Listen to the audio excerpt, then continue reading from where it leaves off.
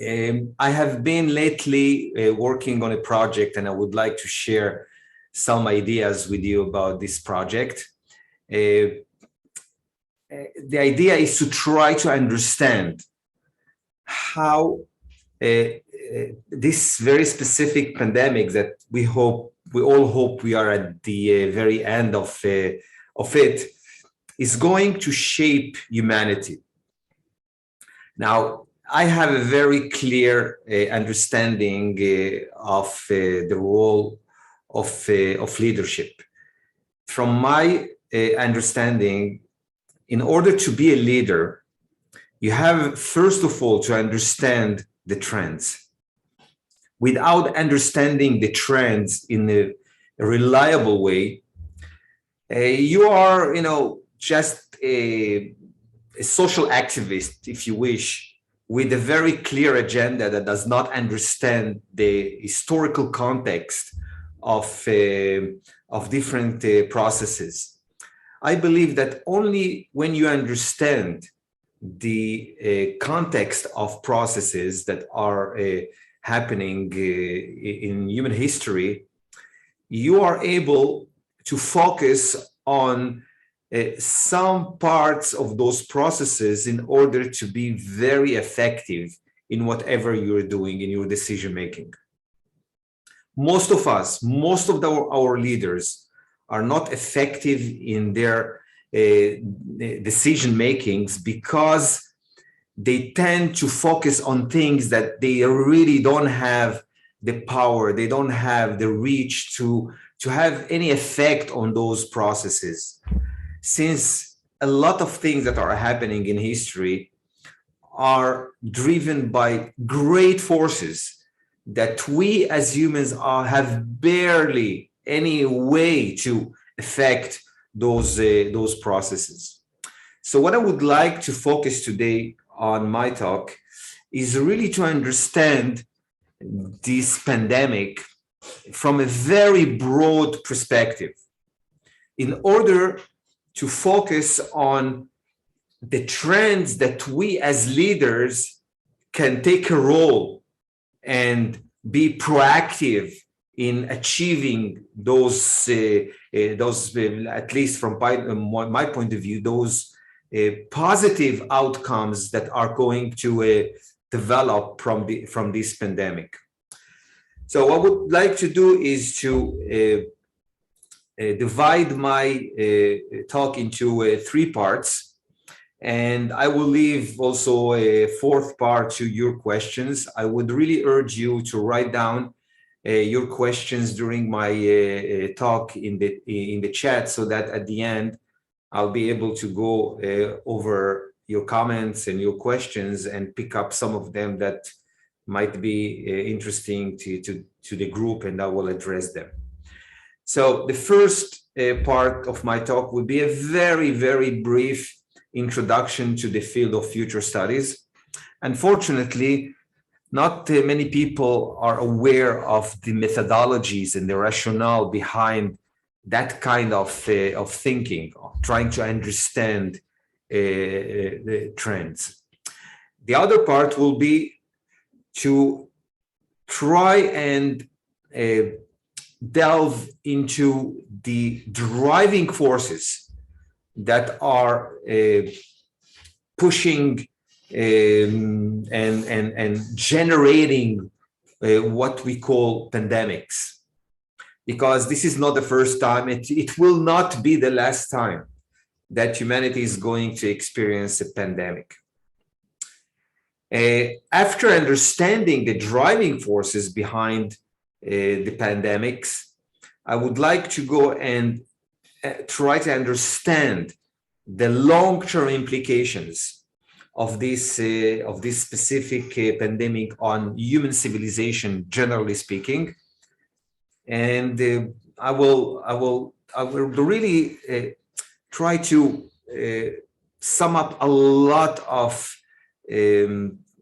literature that I have been trying to do lately in order to focus our let's say our view on the most important things that are happening, because most of us, most of the time, we really don't see what's happening. It takes humanity, for humanity, many years to go and really understand what happened in the past. Here, what I'm going to try to do is to try and see the forest before things will be happening, in order to leave us as decision makers, as leaders, with some room with which or in which we will be able to work. So let's start with a very brief introduction to the field of futures studies. And of course, the methodologies behind it. Since I'm going to speak about a lot of things, and I will not be able to describe the methodologies and the reliability of the methodologies. So I need you to understand that whatever I'm going to speak about is based upon some understanding of how systems are evolving. Okay, future studies, generally speaking, is a branch of another academic discipline, which is called systems thinking. We are trying to understand how systems are evolving. And we are using a lot of methodologies in order not just to understand how systems are evolving, but to try and give a reliability to our understanding. Okay? And this is what I'm going to a little bit elaborate on. Most of us, actually all of us, are futures thinkers. Whether we like it, whether we don't, whether we are aware of it or not, our mind, the human mind, is really a very unique organ that is constantly thinking about the future. This is what makes us actually something, a special species in evolution. The problem is that most of us, when we are thinking about the future, we tend to use the following model or methodology, if you wish.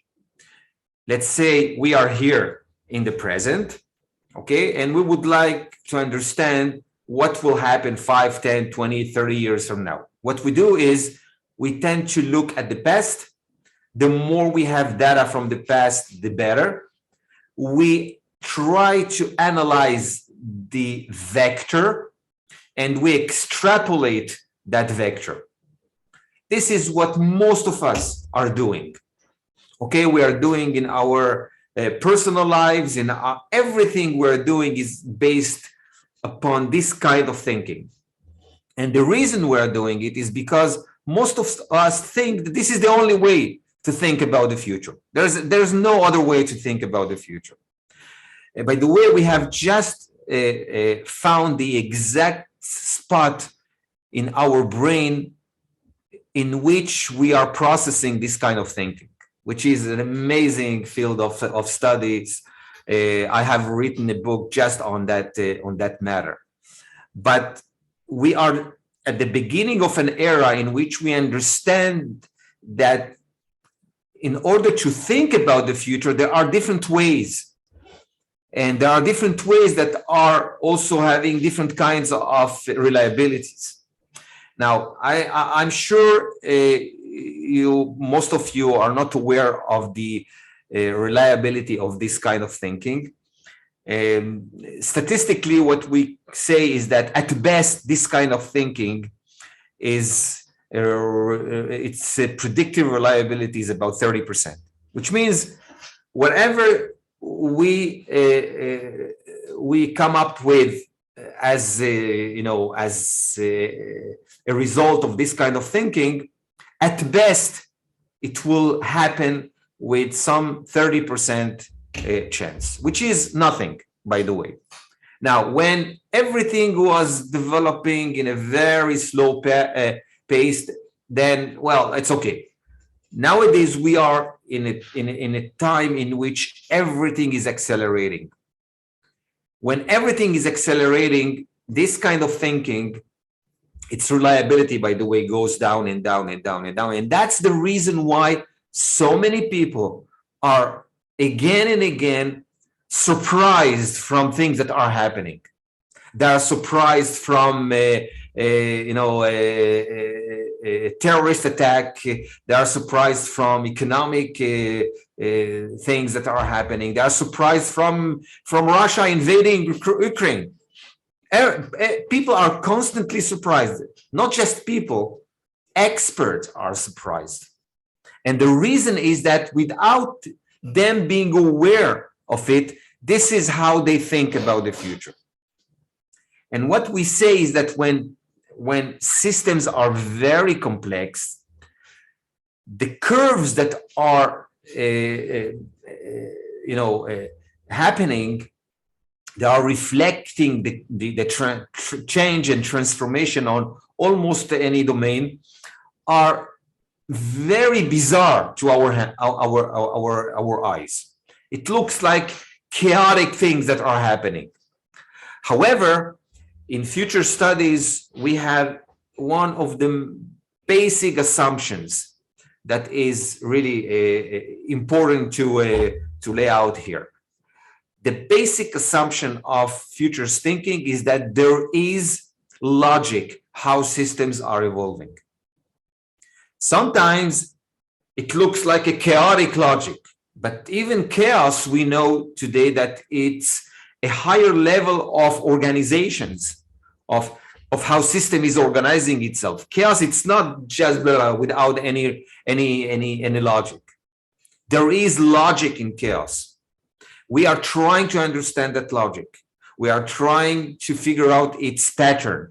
And what the most important thing is that we tend to focus on or give certain curves that we are depicting.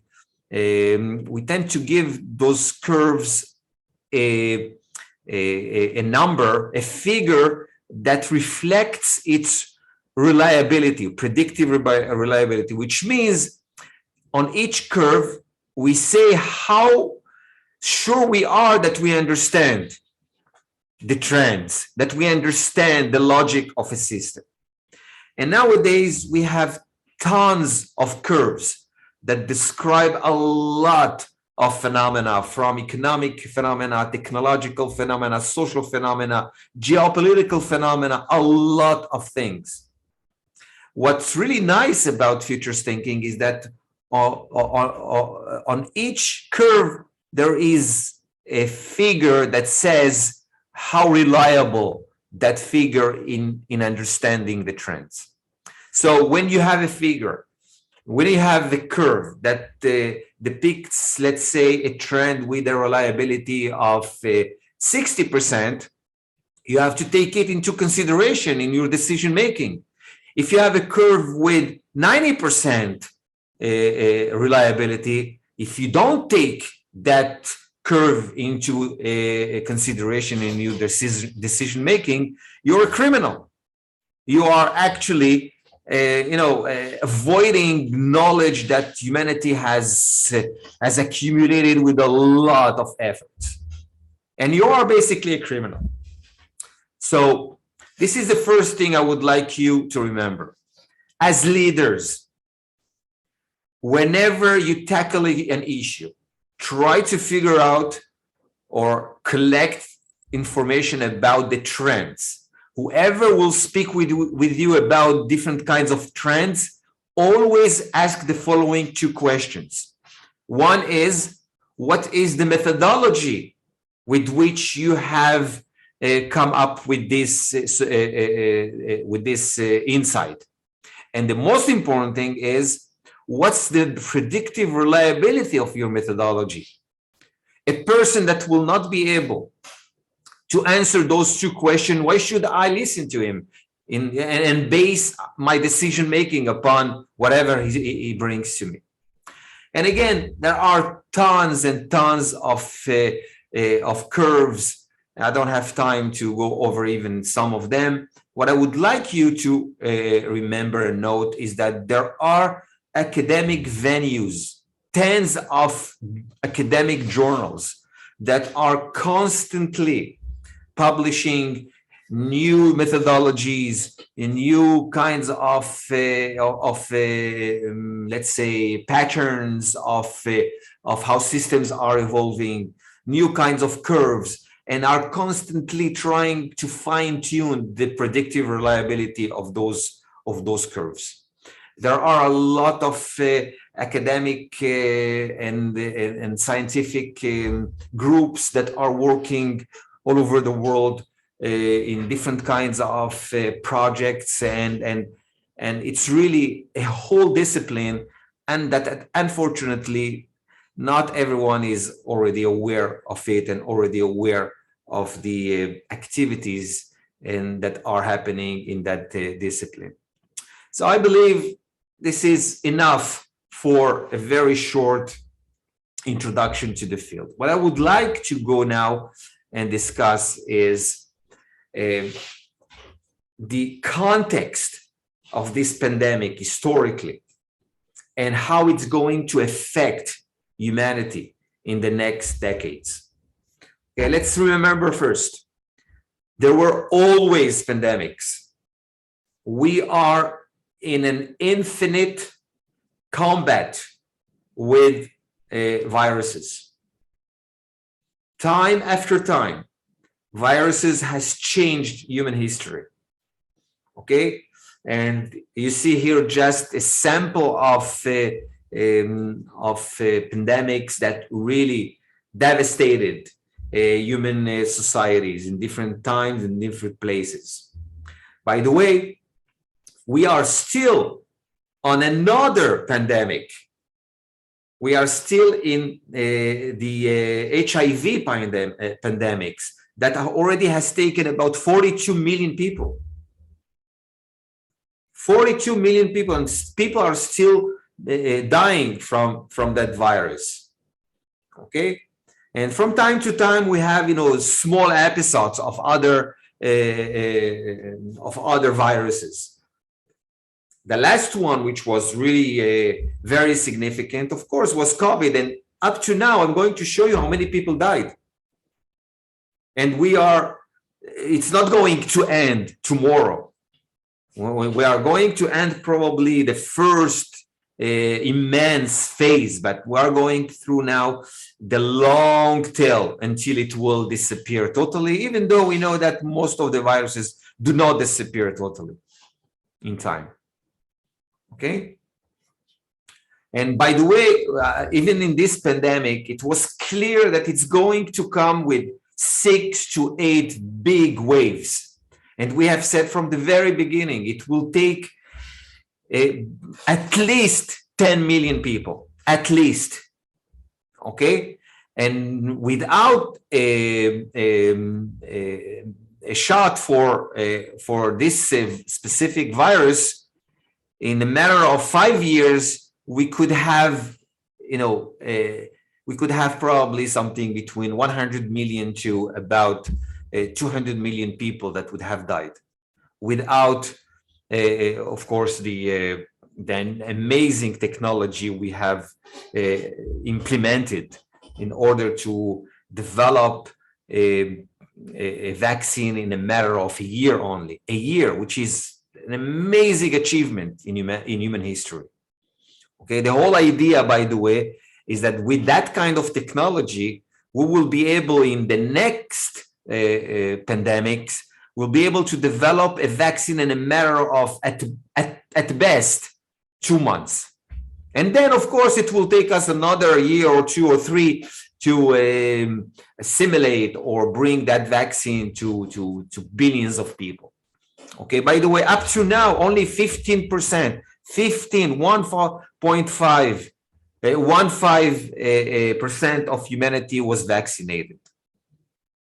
But we have gone through probably the shortest pandemic in human history. Even though we are very global, even though in a matter of 2 or 3 months, there was no spot on this earth that was not affected. Okay, so this is the context.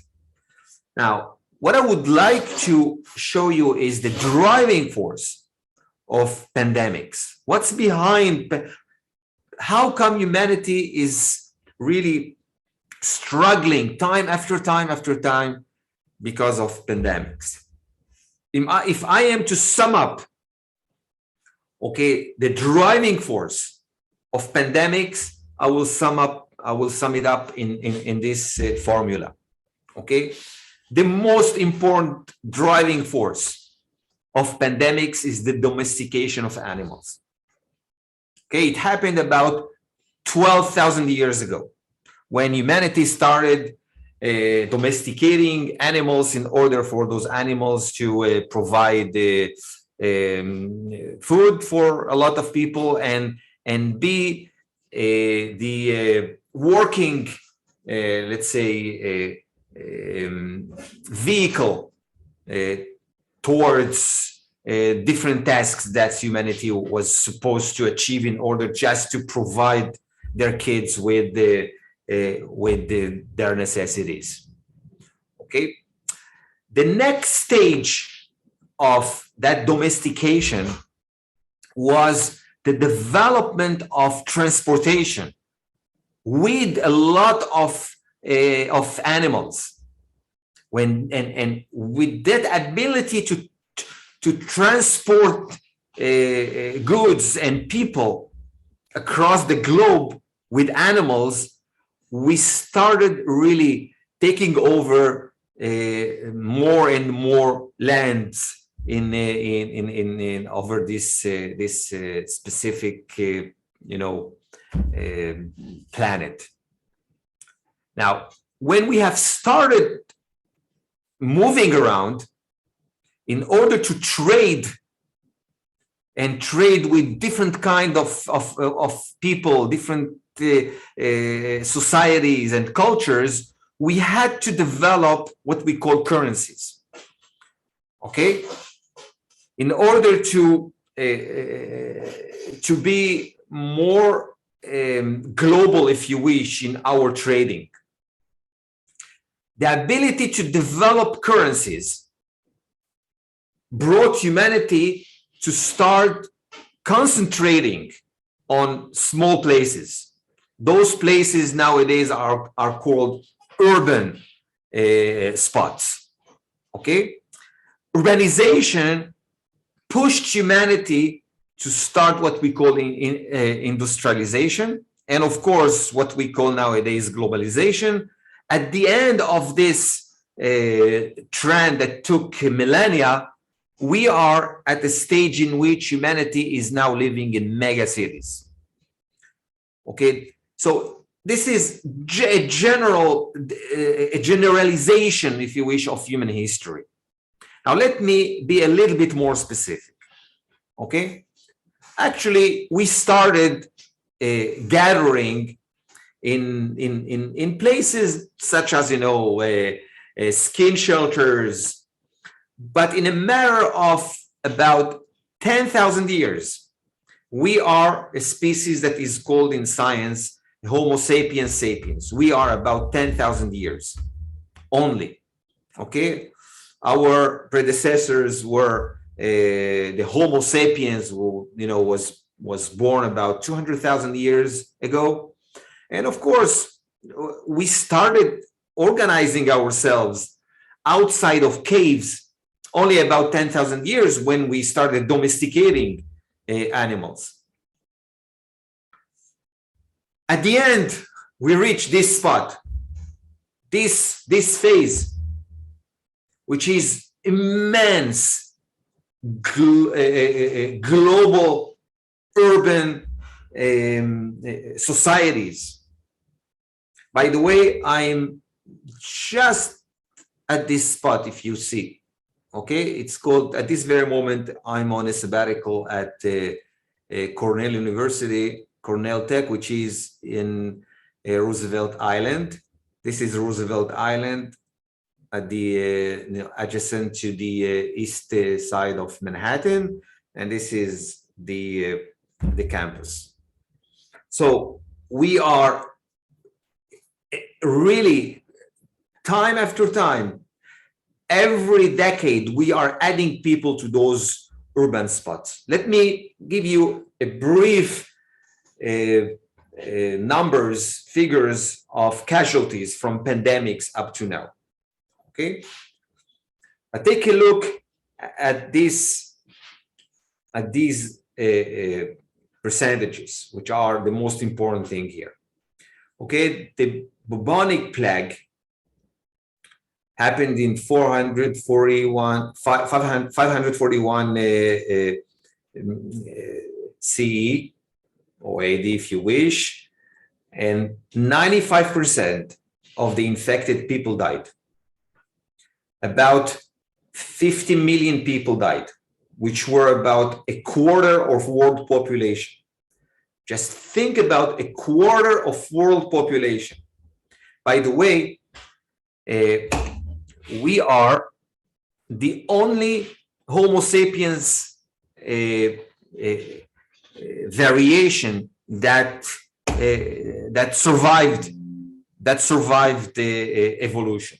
About 60,000 years ago, even our variation of the Homo sapiens was almost eliminated because of pandemics. There were left only 10,000 people on Earth, like you and me.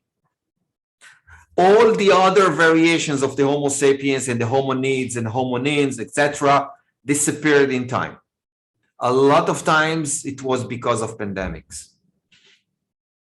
We have survived somehow with the great luck. Okay? Now take a look, just 1,500 years ago, a quarter of world population died. About, in the Black Plague, 30% of people that were infected died.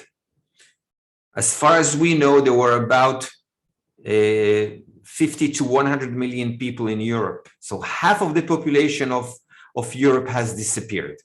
And about 100 to 200 million people died worldwide, which is a third of world population.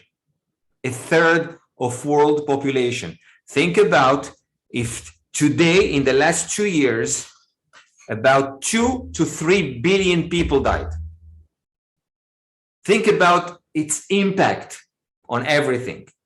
And by the way, it didn't happen because of our technologies. And that's why it's mind-boggling for those, at least from my point of view, for regarding those people that do not want to be vaccinated. Of course, there are a lot of risks. Everything we do, there are risks. But without that vaccine, humanity would have been probably now reaching 100 million people that died, and a lot of people that will have great effect in their future health. We know now that in the Spanish flu, people were infected, kids that were infected in the Spanish flu, 60 years later, developed different kinds of health issues. So this is something that we should always remember. Think about the Ebola. These are the very, very, small viruses, if you wish, that brought havoc to different communities.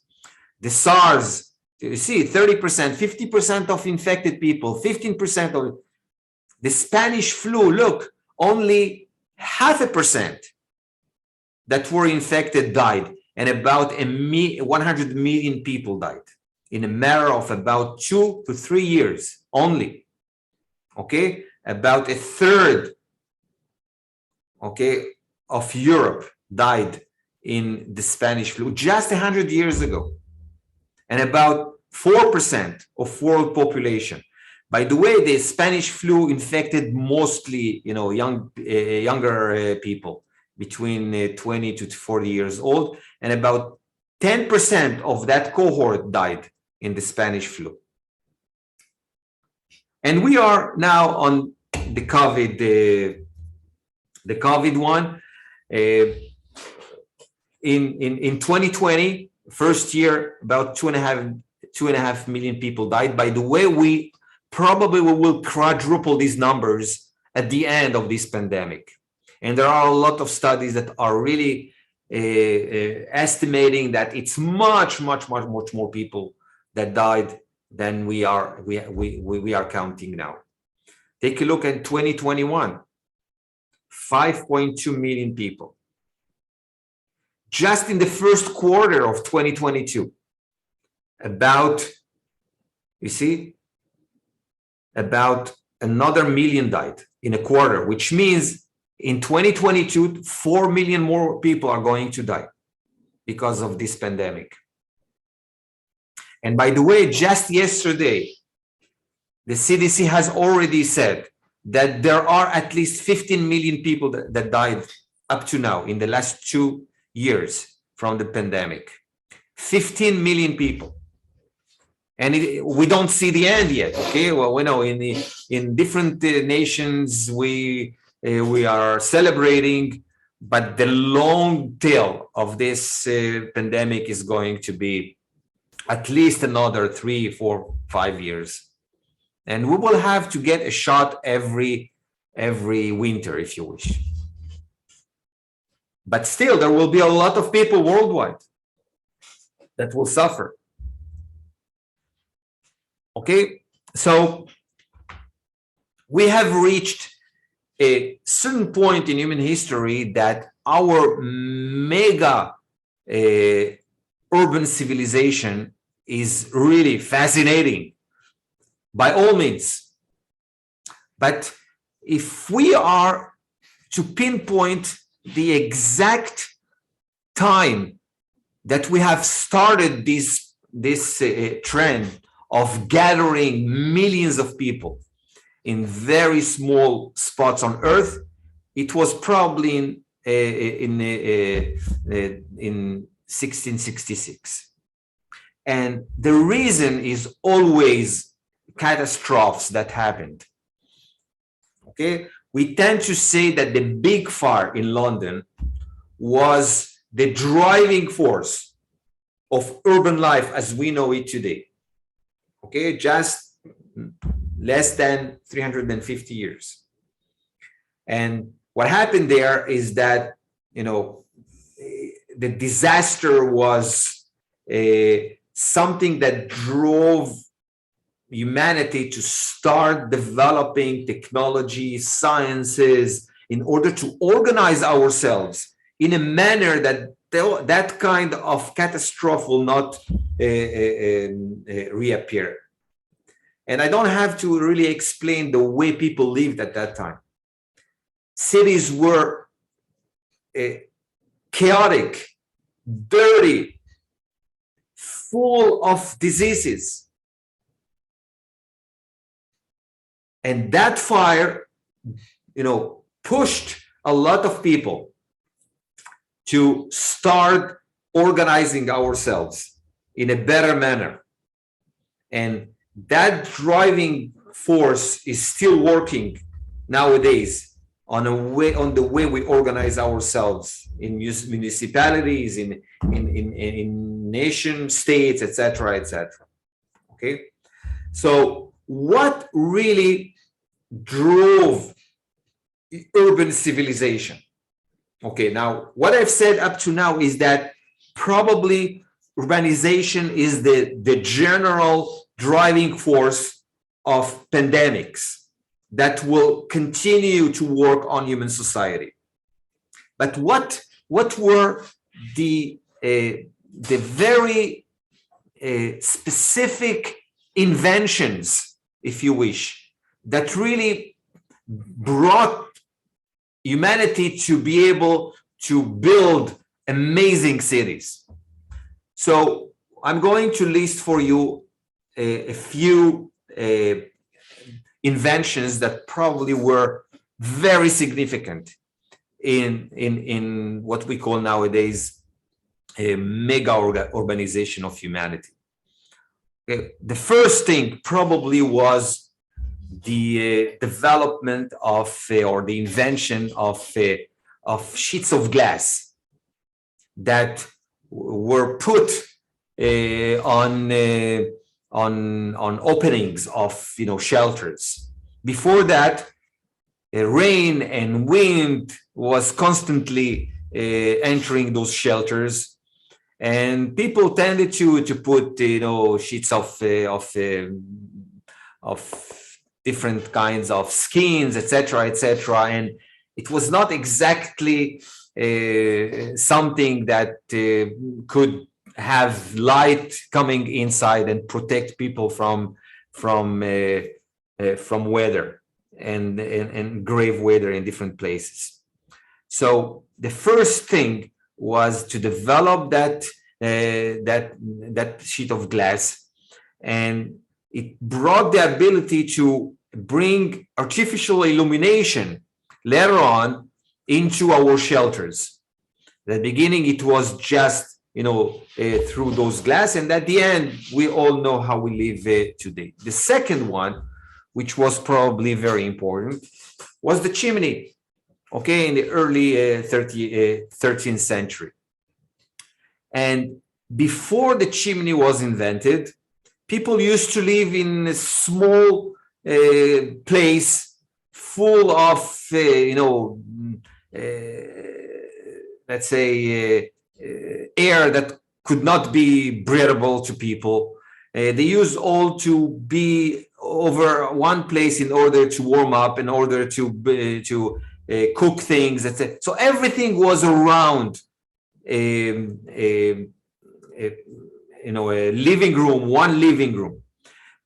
The moment we have developed a chimney, that moment we were able to live in places that were more livable in terms of course, breathing air.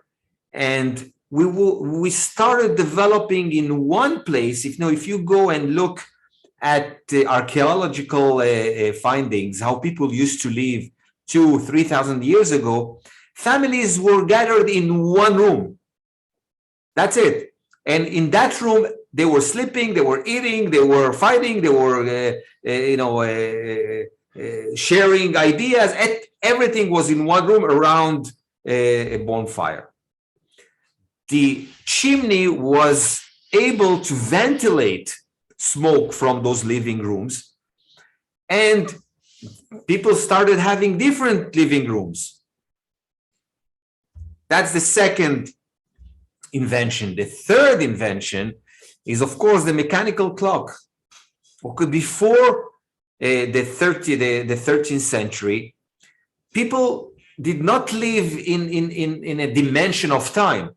They knew morning, evening, etc., but they didn't have the exact timing, and they could not time things and time tasks, etc.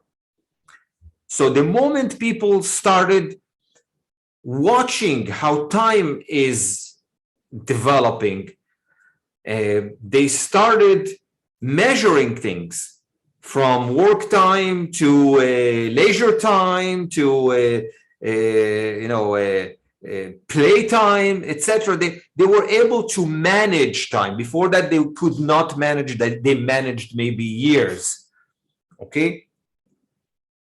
And of course, the phenomena of controlling time was something given to religious authorities in different places of the world.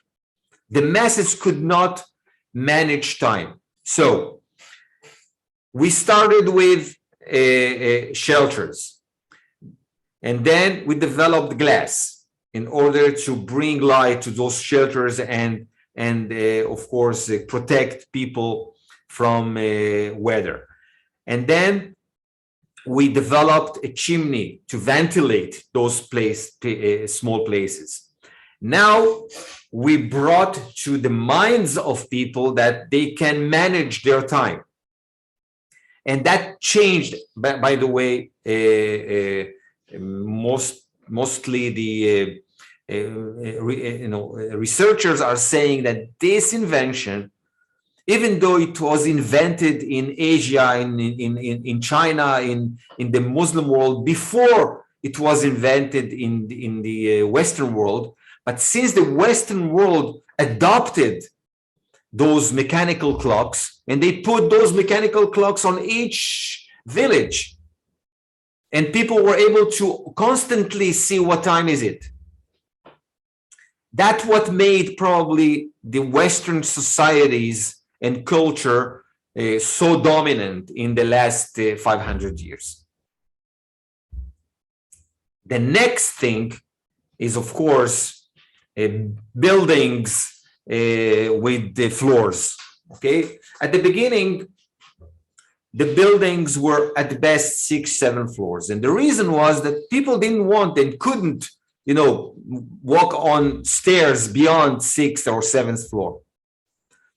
Nonetheless, those bubbles that we have developed has changed our society, our culture, our values. Everything has changed because being able to live in those bubbles, in buildings that became step by step higher and higher and higher. And that brings me to the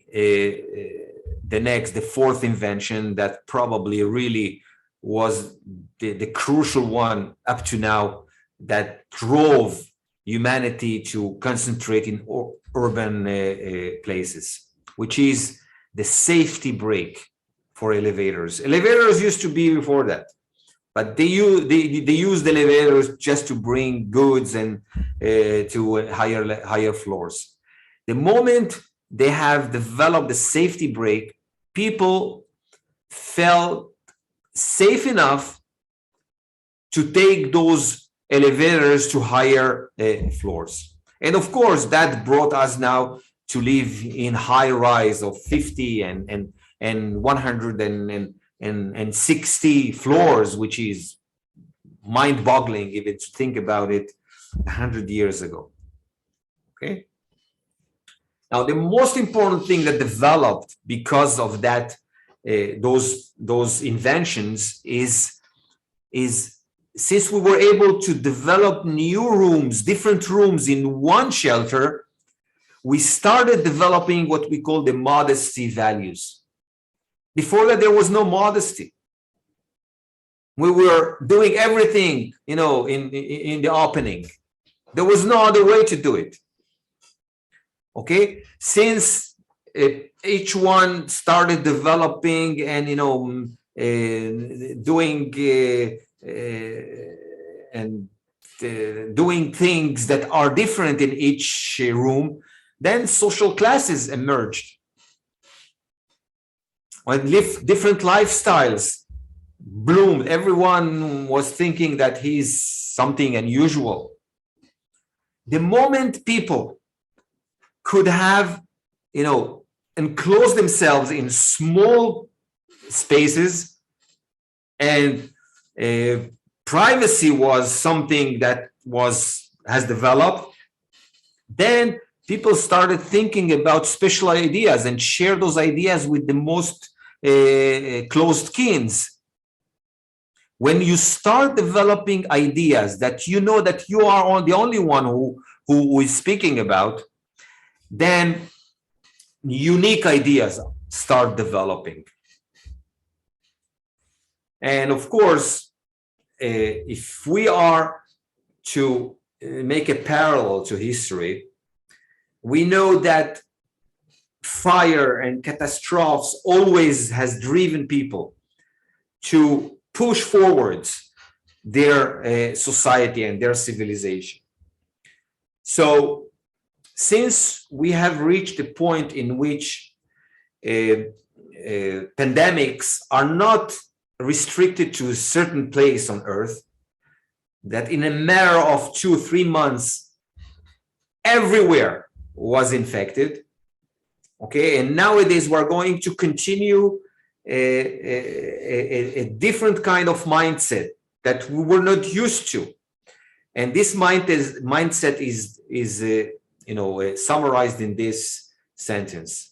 Nowadays, it's clear more and more to people that an outbreak anywhere is actually an outbreak everywhere. And at the beginning, people didn't understand it.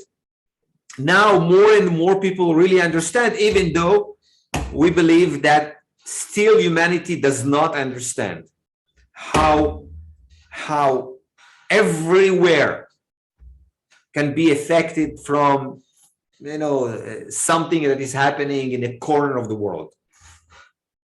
And this is probably the big fire of the 21st century that is going to drive humanity to change its behavior, its values, its way to urbanize, its lifestyle. Everything is going to change. It will take some time, but we probably have started that process. And this is what I would like to share with you as far as we can say at the moment. Okay, I have been debating what might be the next invention that is going really to change urbanization. As far as I know, I understand, I think that drones are going to be the next thing that will change everything we do. Change the way we trade, change the way we share things, change the way we communicate, change everything. Okay, and you can see that there were some points in time that make it really something unusual that is going to affect a lot of things. The most important thing is 2013. At that, well, before that it was 2006, in which the U.S. civilian airspace for the first time permitted civil drones to start, running on urban airfields. Okay, which is very important. And then, of course, it took another 6-7 years until everybody realized that something unusual is in their hands. So FedEx and Amazon and Uber and Google, everybody now are running to develop new technologies with which they will be able to, to move things in urban spaces. And when you start moving things in a different way, everything is changing, from values to lifestyles to careers to the way we work, everything. And this is what we are trying to understand at this point of time. Okay, so if I am to summarize, let's say the following. As of 2021, already 56% of humanity lived in cities. In the next 30 years, we are going to probably reach about 70% of humanity that will live in mega cities.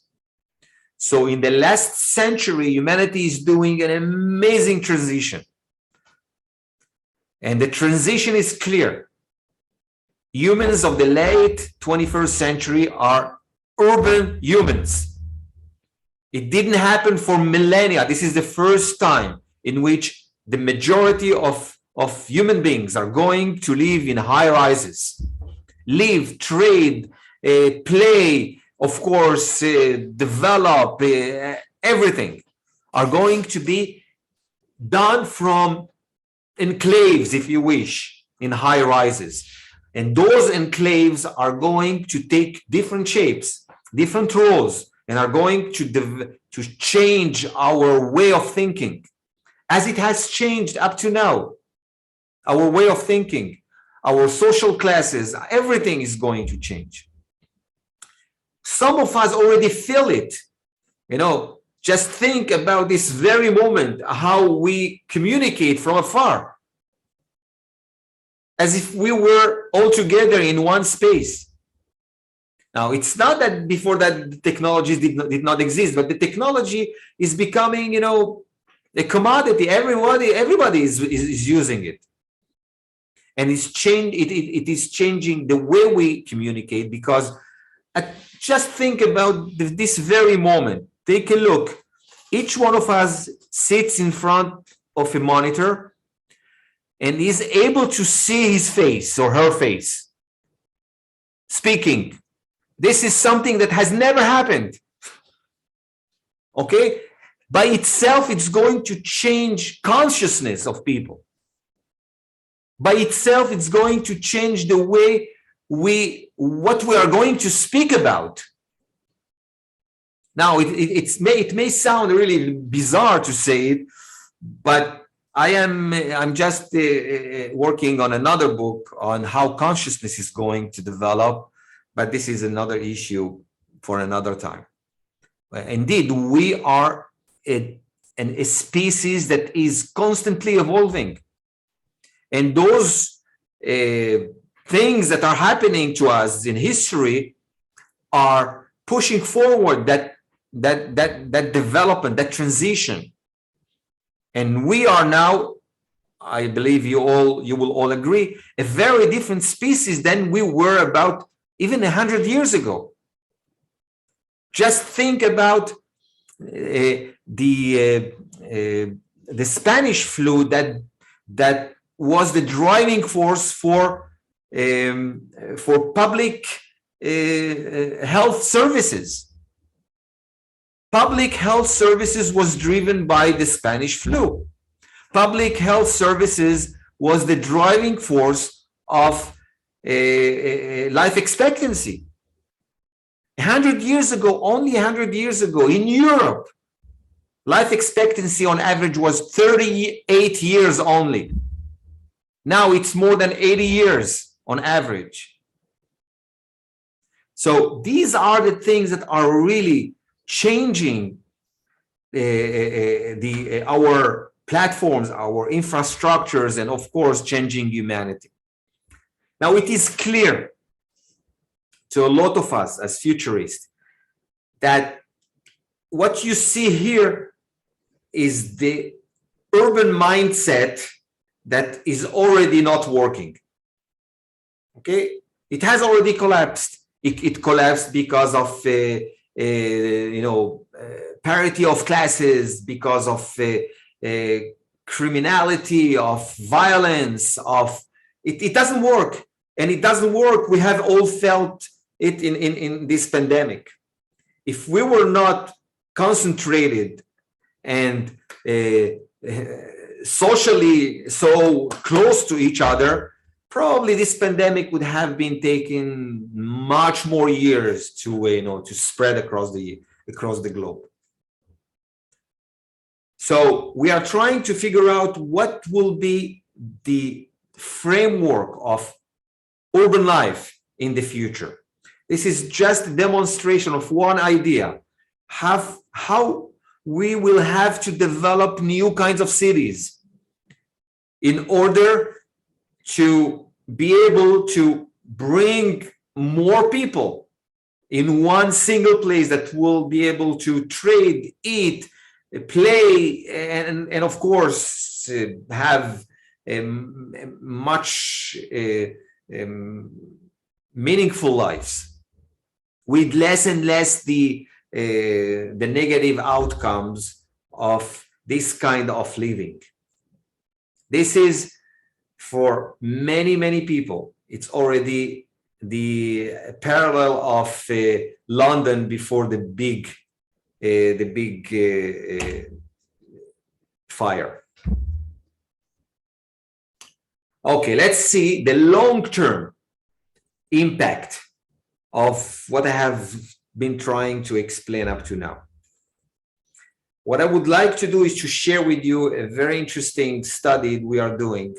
I'm part of a group of futurists that are trying to figure out the impact, the long-term impact of this mega crisis. And by all means, this pandemic was a mega crisis.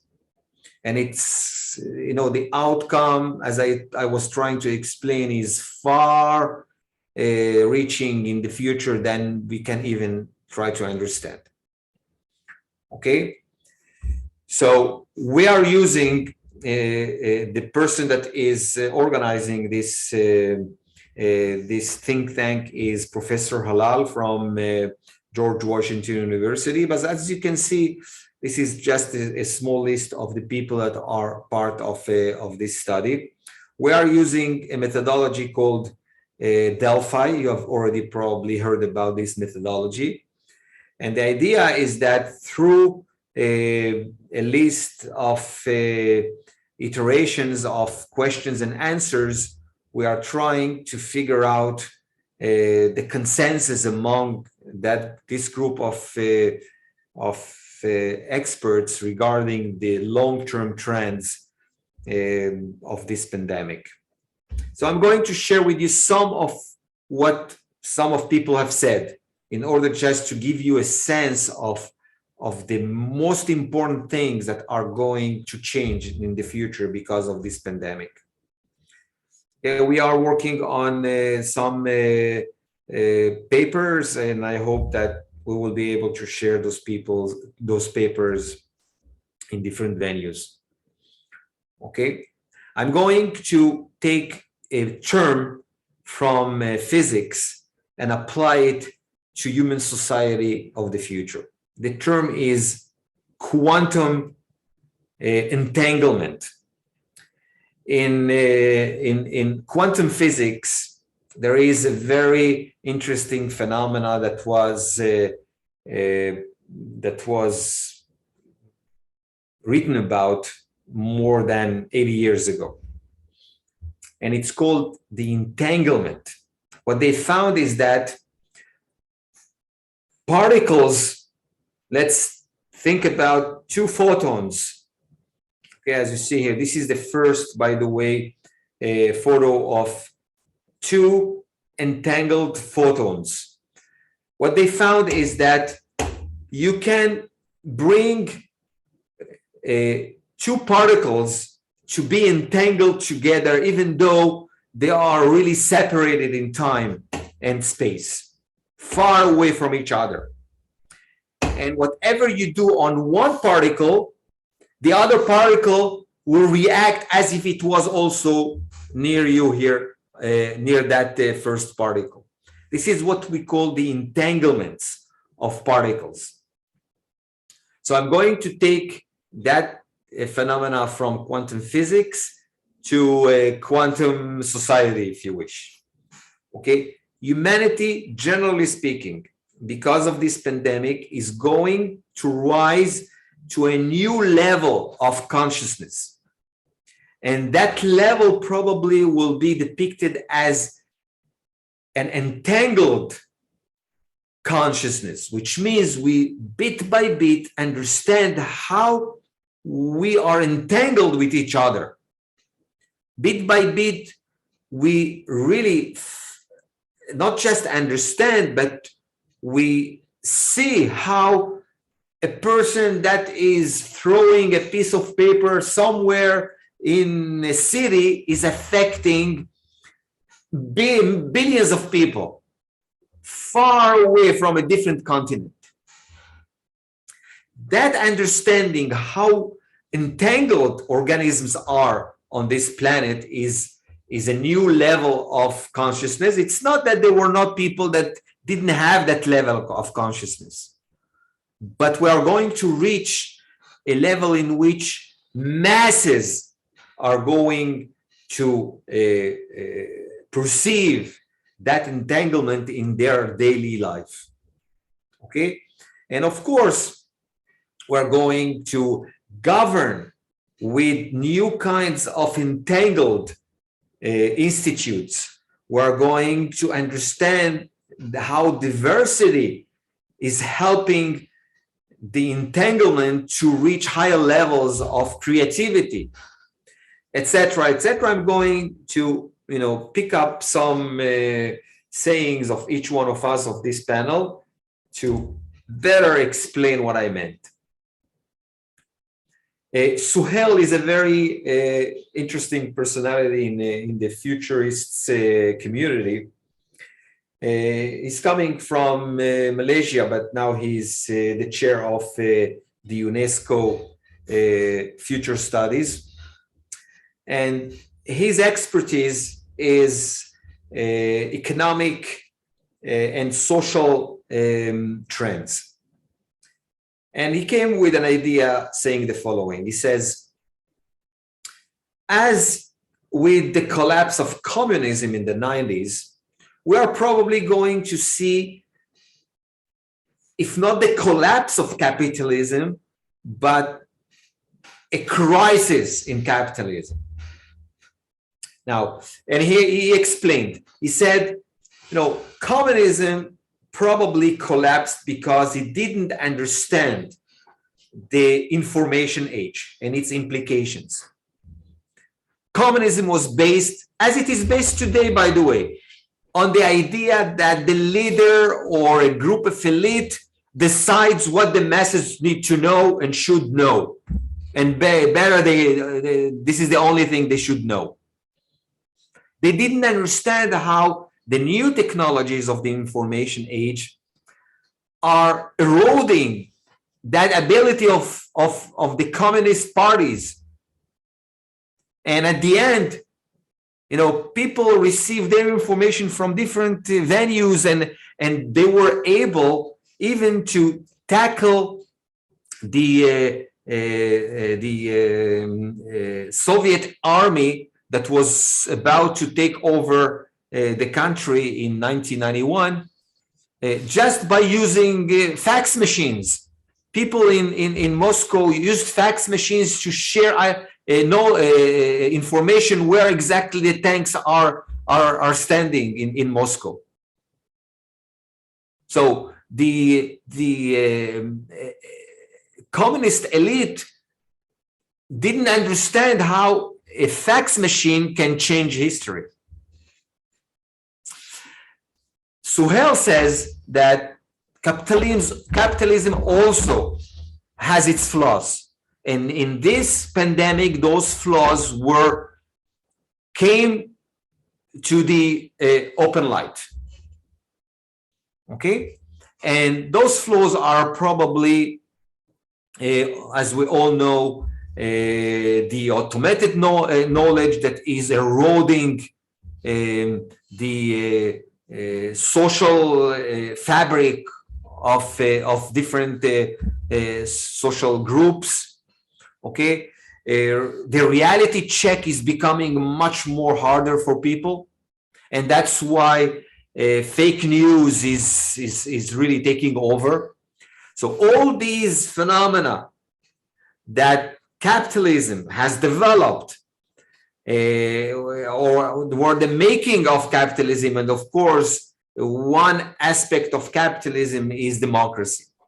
So what he's saying is that democracy in general and capitalism very specifically are going to go through a very harsh time in which that way of organizing ourselves needs to fine-tune and go to a higher level of organization. And it will be a part of our daily life in the next few years. He said that about a year and a half. Okay, we're already working on that issue for a year and a half. He said we're going to see the collapse of the markets. We're going to see new technologies that will shake the foundations of our currencies. Everything is going to go through transformation in a very fast way because of the flaws of capitalism and democracies. Shlomo, did you say something? Yes. I'm looking at the time. Yeah, I'm about to finish. Okay, that's okay. Okay, let's take, for example, another one.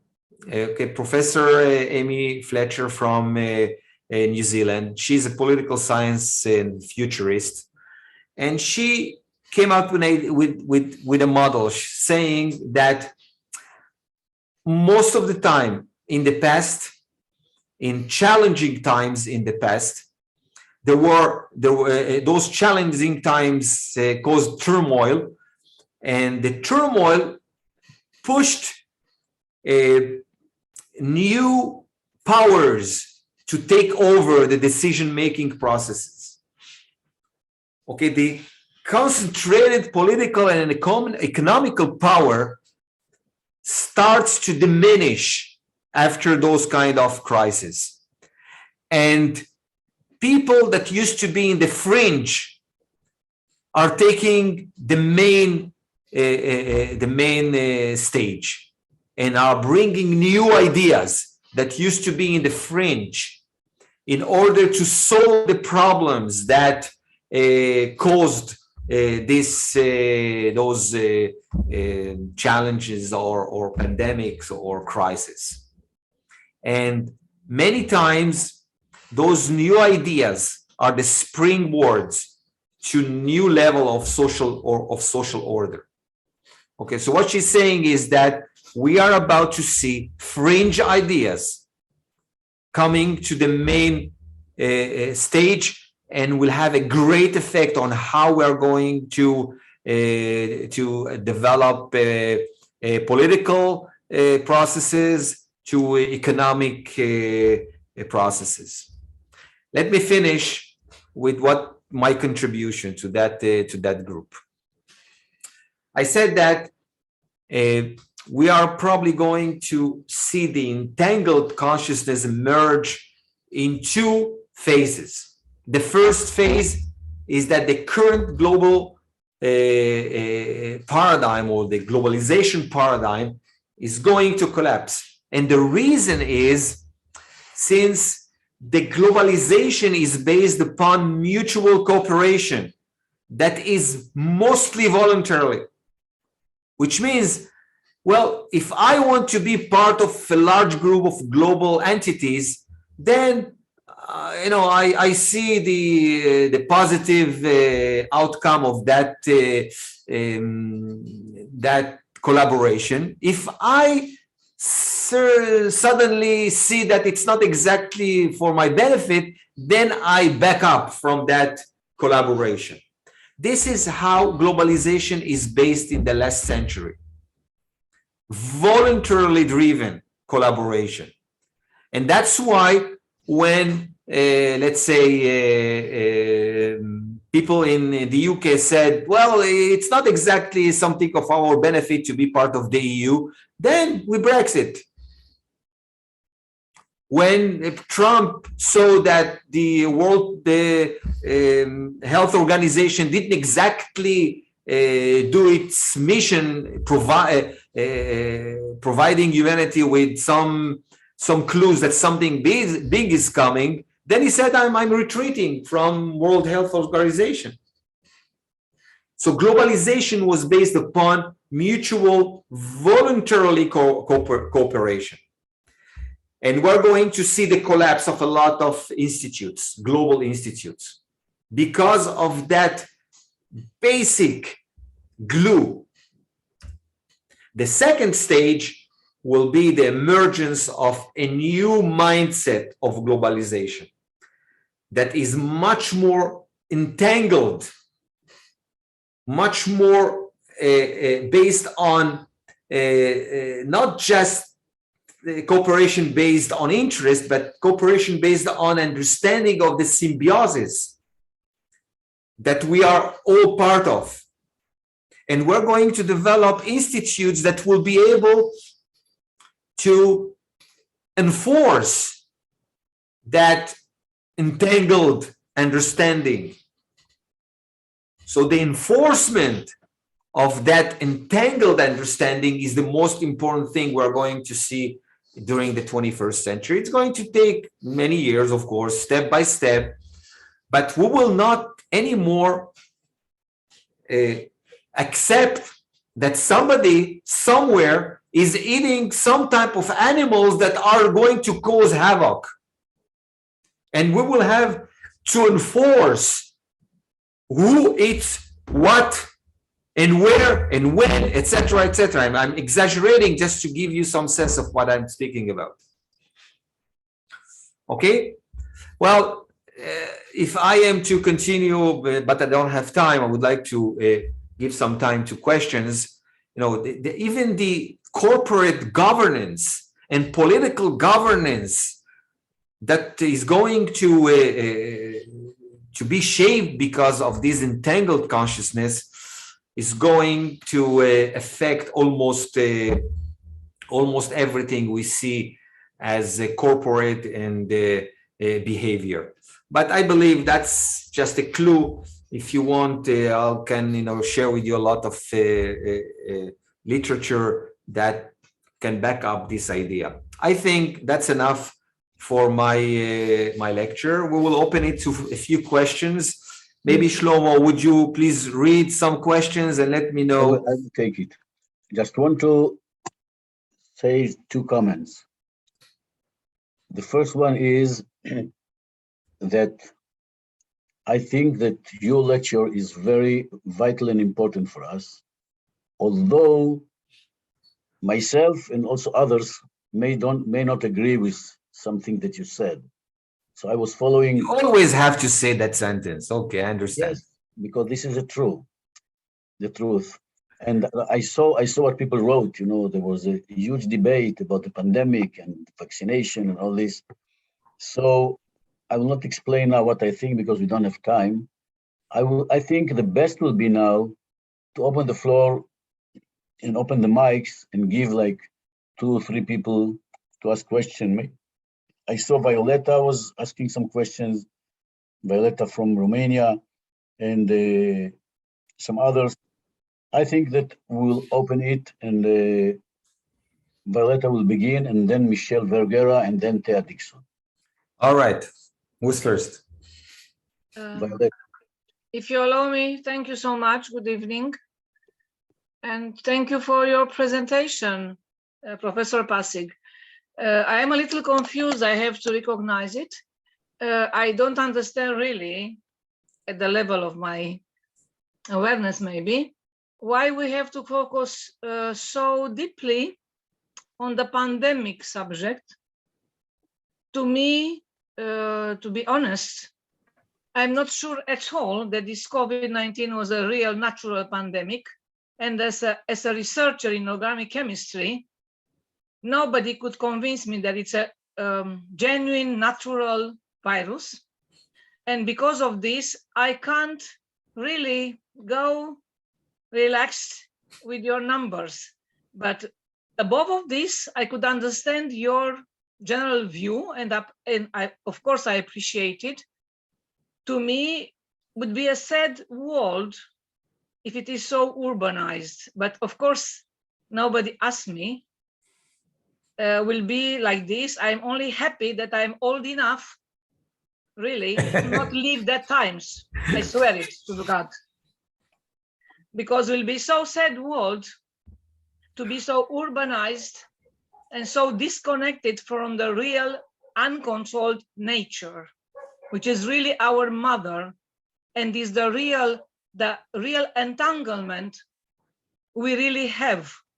We always had in the natural way with the natural wisdom. And I could understand your view. I can't debate on this because maybe it's real, because you really studied this, and I can't argue with this. My question is, do you think, is it possible to live without any pandemic for a long term? Well, I don't think there is a way to avoid pandemics in the future. We are a species that is habited by billions of other species. They are part of our body. 90% or more. Of course. So from time to time, there will be something that will cause us damage. And that will be for probably forever. What we are going to try to do is develop technologies with which we will bring down the effect, social effect, economic effect, biological effect on the masses. But there will be always people that will suffer from new viruses. Of course. It's a combat that probably is for eternity. You probably have something better to say about the mechanisms of the various viruses, but I don't think we should, put aside or even dream, which is a hard thing to say, that there won't be any more pandemics in history, unfortunately. But I want the last question. I have a curiosity. you spoke about this kind of governing as an entangled organism. I am very curious, who would be really, what are the persons skilled enough and honest enough to really be able to do this governing? You. No, I doubt this. Really. Well, the idea is to raise a new generation of leaders that will be able to do it. Just think that the UN was a very hard thing to achieve in 1945 after World War II. People didn't understand how a building, okay, with people from across the world will debate ideas and try to bring down, violence in human history. It's not working exactly very well, but probably it's a process that will take centuries. And nowadays, people, have in their mind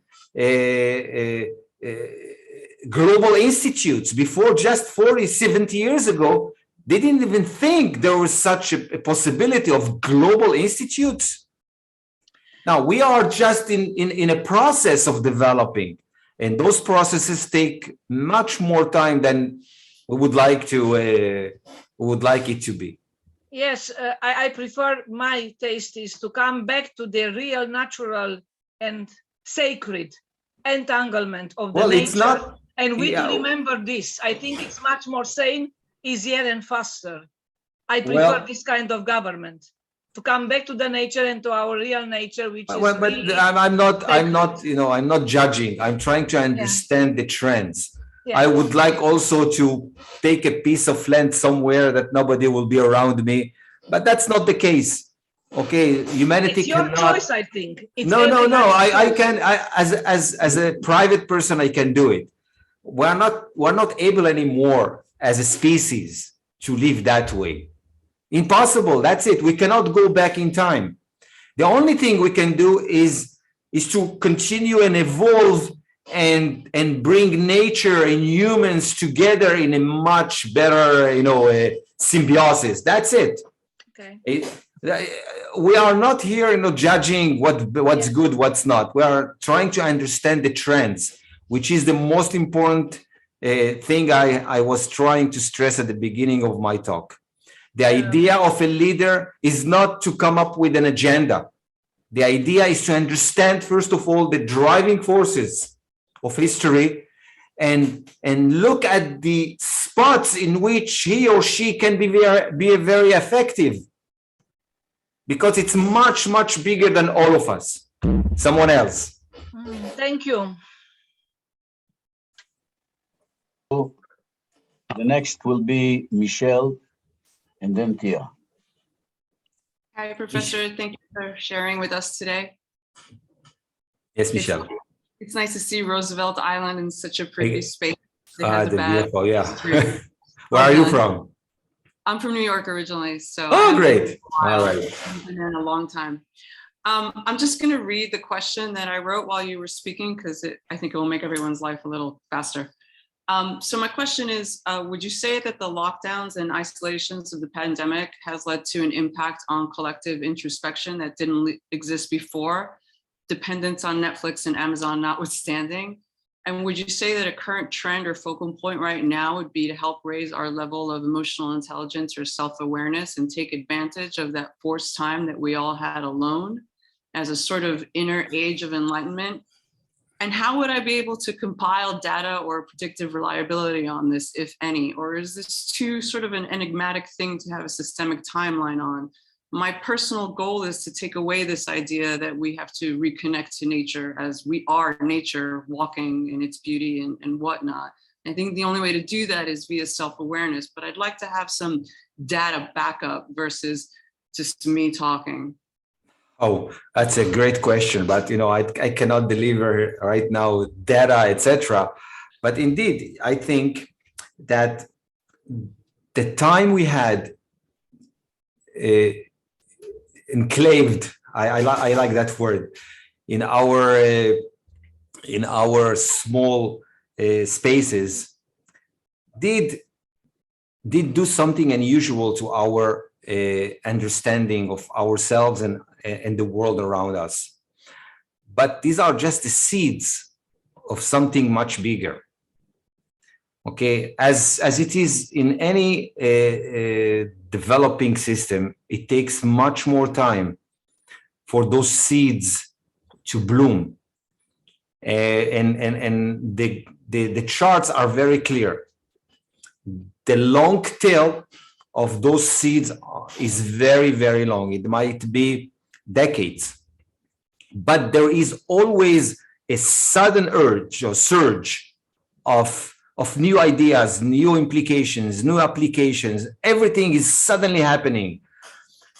But the long tail needs to be there in any system in order for that sudden surge will happen in almost everything we can imagine. I believe we have just started that journey. We will be able to see it in our eyes very clearly in about 2 decades, something like that. But we have to work on the long term, on the long tail. This is actually the idea of this group. You know, we have to be aware, we have to understand, we have to collect data, we have to grasp and understand the meanings of those trends in order to be prepared for the time that everybody will be on board. And will be on board, and they will need leaders. They will need people to lead. It can be in a school, it can be in a municipality, it can be in a corporate, HQ, whatever. Each one of us will have a time in which we will be able to bring those ideas into the table of our decision making, in our discipline, in our field of expertise, and we will have it as people, as private people, an effect on those trends. This is how I see things. And if I understand your question, you would like me to give you data, but this is an immense, task. We are exactly working on those kind of things in order to come up with insight that is emerging from that data. And then that's what I was trying to do. What? I would not expect you to give me data. What I was actually looking for was perhaps a path to be a nurturer or a gardener of those seeds. Like, how would I compile such data? Is there a place a website, a route where I could begin to compile such data that I could? Okay, if you are not aware of besides just Google. No. There is one group you can take part of, is the World Future Organization. Okay, the World Future Society, actually. It's based in Washington, D.C., and there are a lot of SIGs, special interest groups, that are working all over the world on different ideas, on different studies, in order really to understand better things that are happening. And they are providing constantly data and information and gatherings. So World Future Society, take a look at their site. It's WFS. No, it's WFS.org.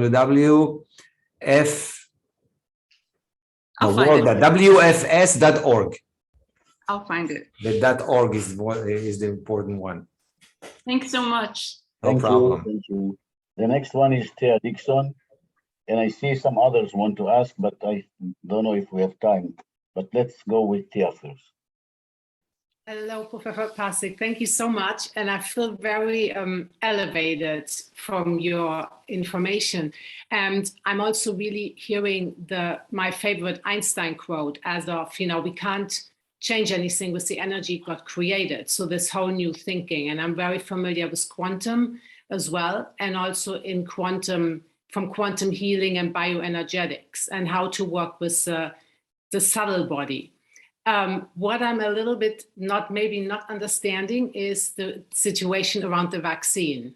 Apart from the fact that we know that vaccines have caused issues in the past, my question is, if it would be just the pure vaccine, that's to me one thing. And do I believe, this is where I don't try not to have a belief because I not have enough information. It's like all the other stuff that's apparently, possibly in the vaccine that can cause all sorts of stuff. And there's all sorts of other things going on. Do you have any information on that? Well, unfortunately, there is a lot of fake news around those things. Now, I'm not an expert in vaccines. I only rely on the what we call the communal wisdom of experts. Now, there will be always people that will have concerns. There will be always people that do not believe in something. But I have to rely on the collective wisdom of the experts.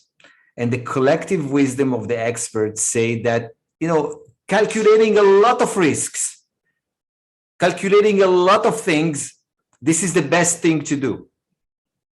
Now, it might happen that it will be devastating in history, a vaccine. But this is the only way for us as a species to evolve. We cannot rely on people that have other ideas that are not part of the let's say the collective wisdom. And this is another issue. It's not only in vaccines, it's almost in any other issue that humanity is tackling. It's not only an issue of vaccines. Okay, if you are an expert in one thing, you know that you can find always other experts that will have a very different and even opposite view of what you understand and the way you understand the phenomena. But we need to work together. This is what makes us a species that is evolving so well. Working together. It doesn't say we are not doing mistakes.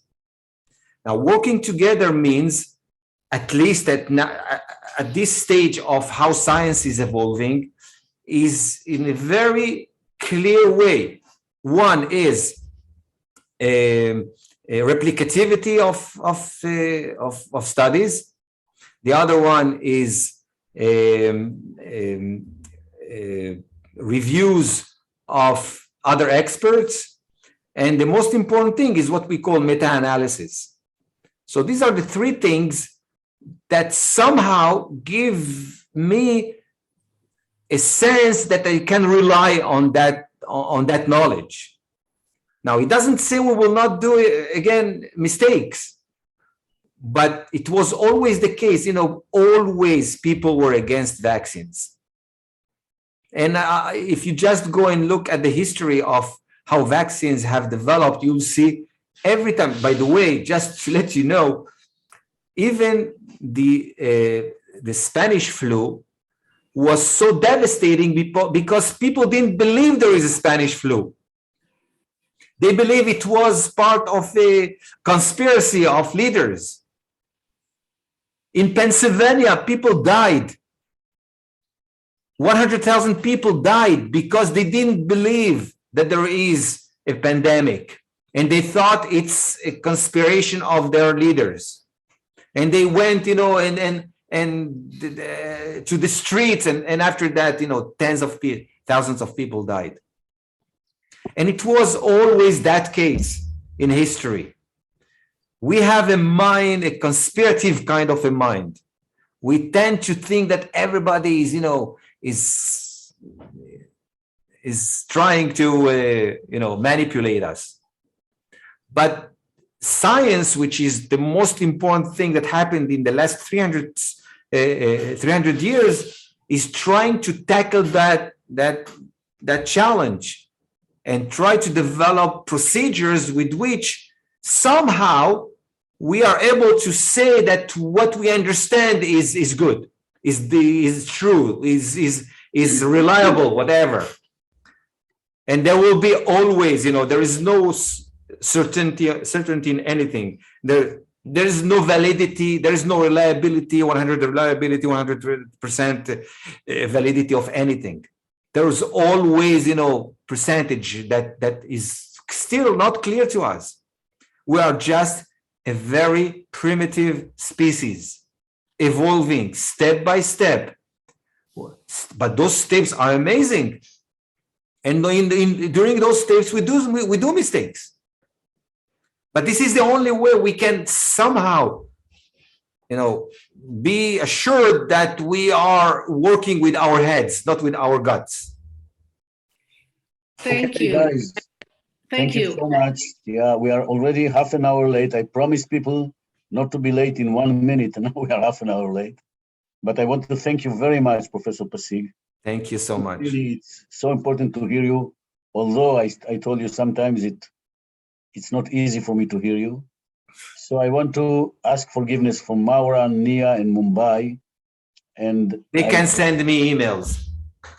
Okay, maybe you share with us your email here.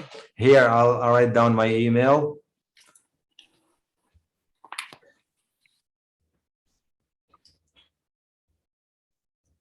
Thank you all for being with us. Thank you all for Write it down, guys.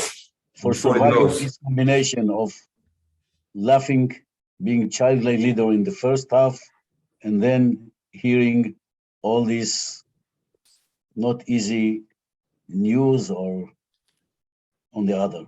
So thank you all. See you next week. Okay, see ya. Bye-bye. Thank you, David.